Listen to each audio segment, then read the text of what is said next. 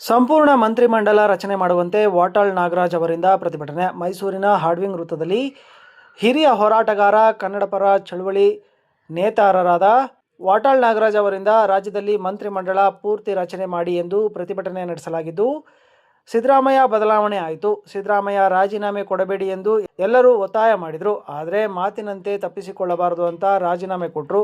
8 ವರ್ಷ CM ಮಾಡಿದ್ದು ಕಾಂಗ್ರೆಸ್, ಆದರೆ ಅಗೌರವ ನೀಡಿ ಬದಲಾವಣೆ ಮಾಡಿದ್ದೀರಿ. ಹಿಂದೆ ರಷ್ಯಾದಲ್ಲಿ ಸ್ಟಾಲಿನ್ ವಿರುದ್ಧ ಹೋರಾಟ ಆಯಿತು, ಅಲ್ಲಿ ಒಬ್ಬ ಮಹಾನ್ ನಾಯಕನನ್ನು ಹೊರಹಾಕಿದ ರೀತಿಯಲ್ಲಿ ಸಿದ್ದರಾಮಯ್ಯ ಅವರನ್ನು ತೆಗೆಸಿದ್ದೀರಿ. ರಾಜ್ಯದಲ್ಲಿ ಸಂಪೂರ್ಣವಾಗಿ ಮಂತ್ರಿಮಂಡಲವೇ ರಚನೆ ಆಗಿಲ್ಲ. 33 ಜನ ಸಚಿವರು ಇರಬೇಕು, ಎಲ್ಲರಿಗೂ ಕೆಲಸ ಕೊಡಬೇಕು. ಹೈಕಮಾಂಡ್ ಕೇಳಿ ಅಂದರೆ ಏನು ಅರ್ಥ? ಎಲ್ಲವನ್ನು ಹೈಕಮಾಂಡ್ ಕೇಳಿದರೆ ಇದು ಪ್ರಜಾಪ್ರಭುತ್ವನ? ಸಿದ್ದರಾಮಯ್ಯ ಇಳಿದ ಮೇಲೆ ಆಡಳಿತ ಯಂತ್ರ ಕುಸಿದಿದೆ ಎಂದು ರಾಜ್ಯ ಸರ್ಕಾರದ ವಿರುದ್ಧ ಆಕ್ರೋಶ ವ್ಯಕ್ತಪಡಿಸಿದ್ದಾರೆ. ಪ್ರಜಾಪ್ರಭುತ್ವ ಉಳಿಸಿ ಉಳಿಸಿ ಉಳಿಸಿ, ಪ್ರಜಾಪ್ರಭುತ್ವ ಉಳಿಸಿ ಉಳಿಸಿ ಉಳಿಸಿ, ದರ್ಬಾರು ಪ್ರಜಾಪ್ರಭುತ್ವ ಉಳಿಸಿ ಉಳಿಸಿ ಉಳಿಸಿ, ದರ್ಬಾರು ಬೇಡವೇ ಬೇಡ ಬೇಡವೇ ಬೇಡ, ದರ್ಬಾರು ಬೇಡವೇ ಬೇಡ ಬೇಡವೇ ಬೇಡ ಬೇಡವೇ ಬೇಡ, ಆಡಳಿತ ಬೇಡವೇ ಬೇಡವೇ ಬೇಡ. ಈಗ ಸಿದ್ದರಾಮಯ್ಯನವರು ಬದಲಾವಣೆ ಆಯಿತು. ಸಿದ್ದರಾಮಯ್ಯನವರು ರಾಜೀನಾಮೆ ಕೊಡಬೇಡಿ ಅಂತ ಹೇಳಿ ವಿಧದಲ್ಲಿ ಒತ್ತಾಯ ಮಾಡ್ತಾ ಇದ್ದಾರೆ. ಅನೇಕರು ಒತ್ತಾಯ ಮಾಡ್ತಾರೆ. ಇಡೀ ಅವರ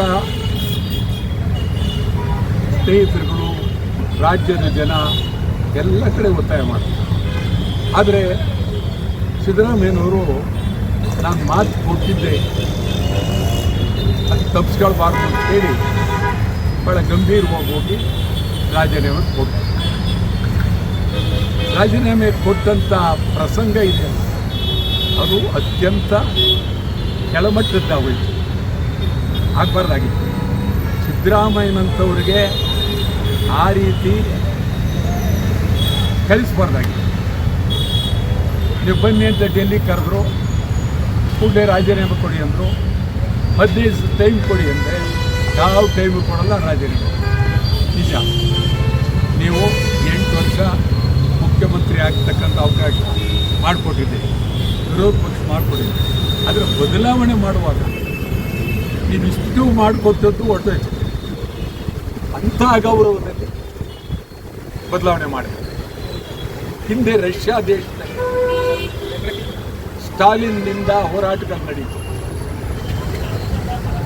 ಸುಮಾರು 73-72ರಷ್ಟೊತ್ತಿಗೆ ಇಡೀ ರಷ್ಯಾ ಬುಲ್ಗ್ಯಾನಿನ್ ಕ್ರುಶ್ಚೇವ್ ಬಹಳ ಅದ್ಭುತ.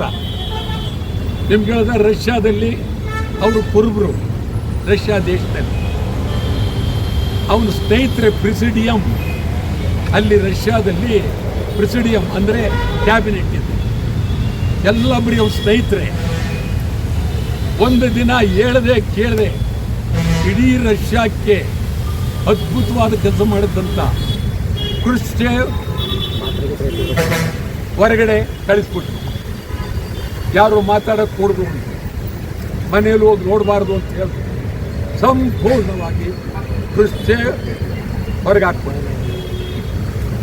ಕ್ರುಶ್ಚೇವ್ ತರವೇ ಇಲ್ಲಿ ಸಿದ್ದರಾಮಯ್ಯನವರು ಹೊರಗೆ ಹಾಕಿದ್ದು ಸರಿಯಲ್ಲ, ಸರಿಯಾದ ಕ್ರಮ.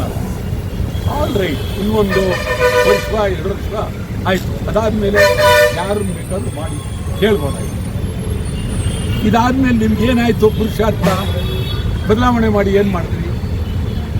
ಬದಲಾವಣೆ ಮಾಡೋದ್ರಿಂದ ಏನು ತೋರಿಸ್ದಂಗೆ ಆಯಿತು ಅಂದರೆ ಇದು ಡಿಕ್ಟೇಟರ್ಶಿಪ್.